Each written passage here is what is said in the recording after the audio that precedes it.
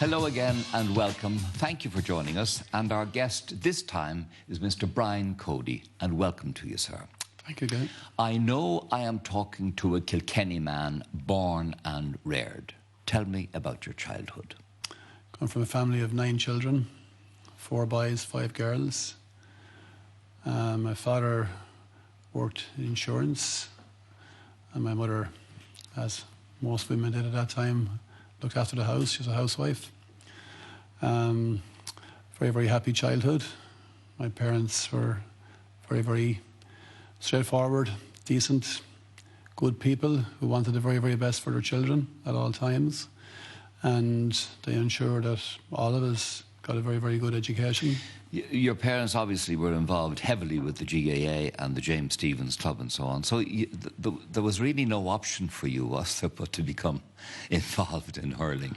Well, I suppose there was, because I became more heavily involved than either of my brothers or sisters. I went to school in the local school in Sheestown, finished my education when that school closed in St. Patrick's de la Salle, where I teach and have taught from the day I graduated from college. And I went on to St. Kieran's College. So my life has been wrapped up completely, I suppose, in that area, in that community and in that club. Go back to your parents. Was it a very religious household? Not dogmatically religious. My parents certainly were very, very definite religious people. Certainly Mass was very, very important, and confession would have been important as well, and prayer. But they were not old-fashioned in the strict sense of, you know, a sense of forcing stuff down your throat. But certainly Sacred Heart lamp was there, and the holy water was inside the door. Yes, all that was there. Very, very much ordinary Catholic household. I have the sort of image that in long summer evenings you'd be out there belting a ball around the place, doing something with a hurling stick and so on. Absolutely, yeah. I mean, at the time there was, you know, lots of other families around the place, and we would meet up in the local field, as it was, and we'd hurl, and while it was bright, I suppose, and I spent a lot of time myself playing hurling against the wall and with my brothers and that, and it was just something just caught me straight away, and I loved it, and I tried to develop as much as I could at it. Do you remember your first All-Ireland? I do, yeah. I suppose I played All-Ireland at underage level first, at minor level first, and on to under 21 and senior as well. You have the sport talent in spades, as they say. Do you think that was given to you, a God-given gift? Did you feel it necessary to nurture it and bring it on? I suppose it is God-given, you know. It's a talent that we all have talents. We all have various talents, and you nurture that talent. But once you develop it and work at it and have a commitment to it, certainly then you can find out how good you can be at it. And I suppose I wanted to find out how good I could be at hurling, and I wanted to be as good as I possibly could be. Your friend, Father Tom Murphy, went on to the priesthood. Did you ever get the urge yourself? No. St. Kieran's College, there were many, many teachers who were priests and that, and there were some terrific people there. But I think from a young age I felt I was going to be a teacher. Maybe just a sense of being able to be out in the yard playing with the lads, playing hurling with the lads, whatever. But it was it was something that came to me, I'd say, early enough that I would like to be a primary teacher, and there wasn't much of a contest when it came to make my mind up. You know, growing up, there was great players in my club, great players playing for the county, and a massive excitement about it. You know, 60,000, 70,000 people in Croke Park. What else would you want to be? I know that your senior playing career was cut short because of injury.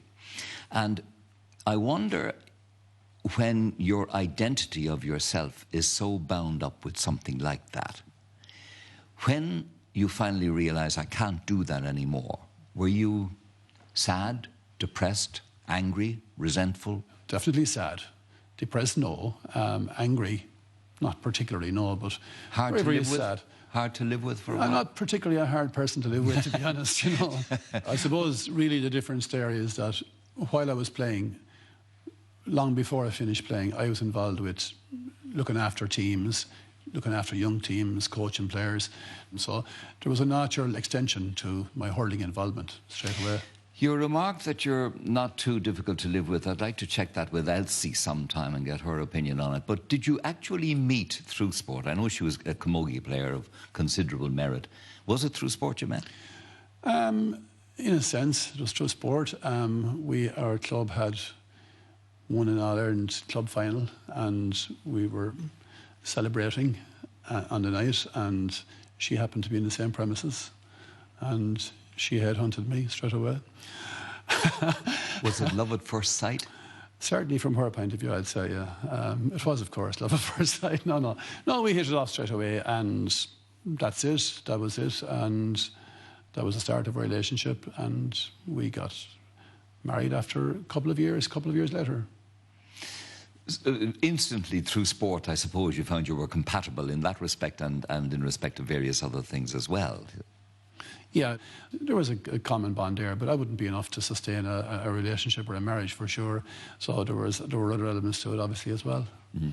It's an amazing sort of a institution, really, if you like, marriage. You know, the fact that you can meet somebody and decide, look, after a while, we'll spend the rest of our lives together. So it's an interesting journey to go ahead and fulfil that. Now, we'll move on to St. Patrick's de La Salle and your principal there. It seems to me that in many ways the gifts required to coach sports people and to run a school would be kind of the same, in the same area, yes? No? Yeah, I would agree with that. Yeah, I think there's many similarities between what I do in work and my involvement in sport. Do you think you're a natural-born teacher? Yeah, I think so. I think teaching is something that I can do very, very easily. I didn't have to force myself, or I think I can. It's about getting on with people and about treating people well, I suppose, really, in lots of ways. We were looking up your the website, and you say you hope to develop the pupils not just academically, but in spirit and character. And you go on to say, we hope to foster in them a deep sense of Christianity and love, and a healthy respect for the beliefs of others.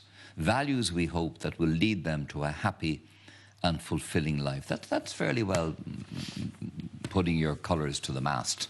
Yeah, it is. I think it's fair. It's a fair enough thing to do. I mean, you put your colours to the mast in whatever you do, if you want to do it properly. And is the provision in there for non-national and other spiritual beliefs and other religions and so on? How do you cope with that?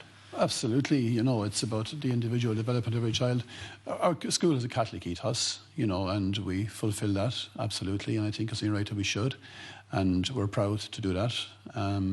We also, of course, facilitate every child who comes to our school, and some of them are quite happy to be part and parcel of the exposure to that, and if the opposite is the case for any children, that's facilitated as well.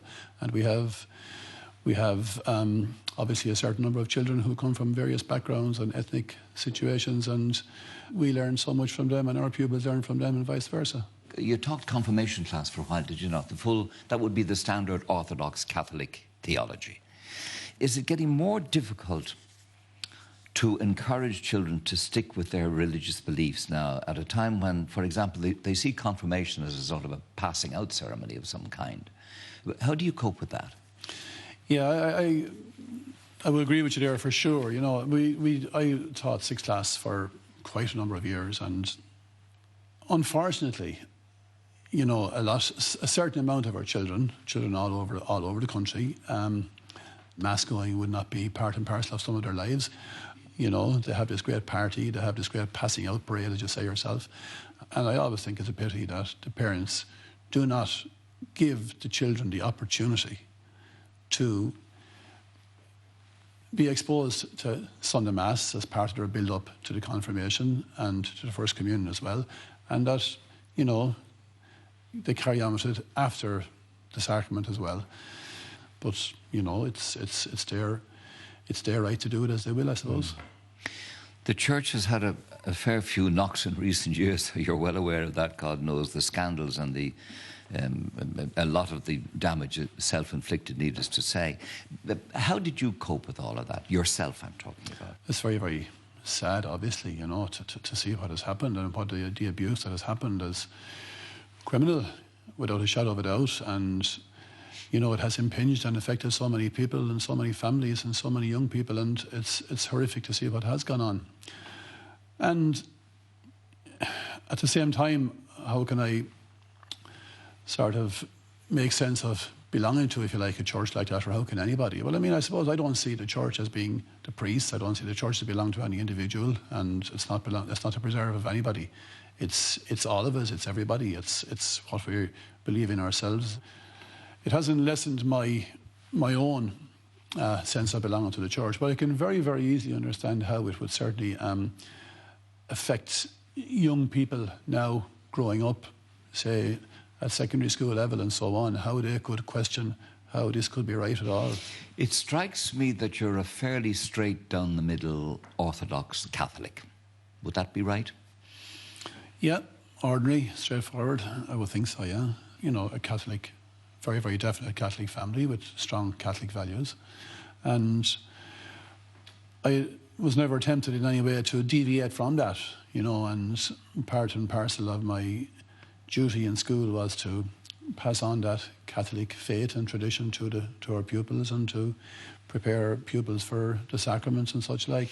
Do you mean you saw no need to question that very deeply? Very, very possibly that's true. You know, I never met a stumbling block that kind of said to me, what's it all about, or why am I doing this, or surely there must be more to it than this. Or so you go along with the virgin birth, the Immaculate Conception, the death on the cross, resurrection, all of that? As a middle-of-the-road Catholic, yeah. So what is Jesus to you, Brian? That's a good question. Jesus was somebody who was a very, very good person. Jesus was a person who came on earth, who gave a wonderful example, and people, you can't particularly pick arguments in what he preached or what he suggested was the right way to live, you know. So he was a very, very straightforward, ordinary, forgiving, good person who is the backbone, I suppose, of our Catholic faith. Was he divine? Yeah, divine, yeah. And do you feel him as a presence in any way in your life, or was he an historical figure? I know I would say he's a presence in my life, certainly, yeah. I've never looked upon him as historical. Jesus is the epicenter of the Catholic faith, and I'm a Catholic, and I think whatever it is you're involved in or you give yourself to, there has to be a commitment to it. Commitment is something that I'm wrapped up in my life with regard to sport, obviously, and my family and everything else. And I don't think it's possible to kind of flit in and out of something either, you know. I mean, I'm straightforward, down to earth, Catholic, and Jesus is at the very, very centre of that. And what is the Mass to you? Mass is something that I very, very definitely would go to every Sunday. It's a private time for myself, I think, where I can just put the rest of the things aside. Not always, because if you're playing a big match that day, you're probably playing a match during the Mass as well, you know. But you do realise it's a special time, it's a special moment. It's a divine moment, if you like, where regardless of maybe your mind wandering or whatever it is, you do zone in and you are very, very aware of the importance of the sacrifice itself, and it's something that I have never deviated from either. And do you believe in the real presence at Mass? I do. You do? I do. You do. In preparing for this interview, we talked to a lot of people about you, and they describe you as a man of strong values, good deeds, not a lot of words, but what comes across is somebody who is sort of shy and self-effacing. To me, that doesn't seem possible, to be shy and self-effacing and to be coaching sports people. Would you talk to me about that? The most important element of a team is, I always call spirit, the spirit that's within the team, that everybody is completely committed to what we're doing, that we buy into the same sense of values and the ambition to just drive things forward and to be the very